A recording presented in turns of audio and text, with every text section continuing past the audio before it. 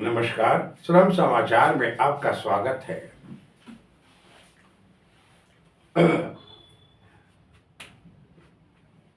Pension राज्यों के ऊपर एक बोझ के रूप में अब प्रतीत हो रहा है, नजर आ रहा है। यानी 6% भार अधिक राज्यों पर हो गया है और ये विगत 40 वर्षों में बढ़ा है। आप 1980-81 में देखें, ये 2.1% पेंशन का भार राज्य सरकार पर था। 2021-22 में 13% हो गया। देखिए कितना बढ़ गया। ऐसे कुछ राज्यों का आपको नाम बता रहे हैं, आंकड़े में देख लीजिए। उत्तर प्रदेश 86,488 करोड़ रुपया इन यूपी सरकार को पेंशन में देना पड़ता है।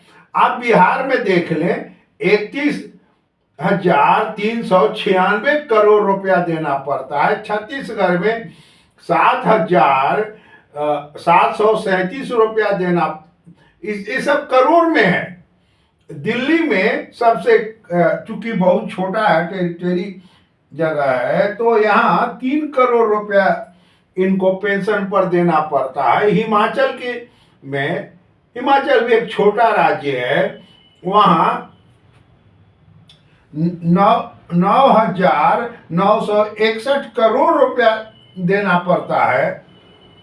यानी आप देखिए, गुजरात का वही हाल है, राजस्थान का वही हाल है। यानी कुल मिला के जो जीडीपी है भारत का, उसका 1.6% सिर्फ पेंशन पर खर्च होता है। आप ये देख लीजिए। और ये पंचम वेतन आयोग के सिफारिश लागू होने के बाद, पंचम, छठा, सातवां जो वेतन आयोग लागू हुआ, उसमें जो प्रावधान आए, निर्णय हुआ, उसके बाद ये पेंशन बहुत बढ़ गया।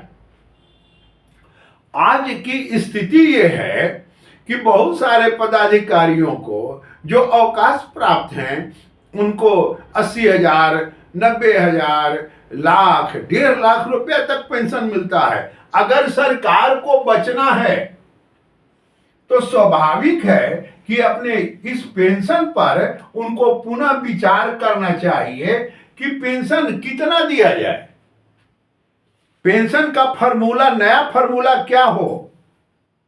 अन्यथा राज्य सरकार का वही हाल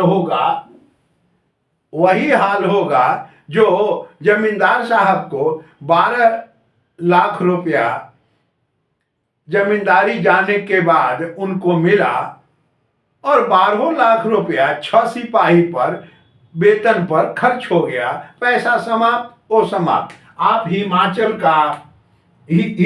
की स्थिति, आप कर्नाटक का, केरल का आप स्थिति देख रहे हैं।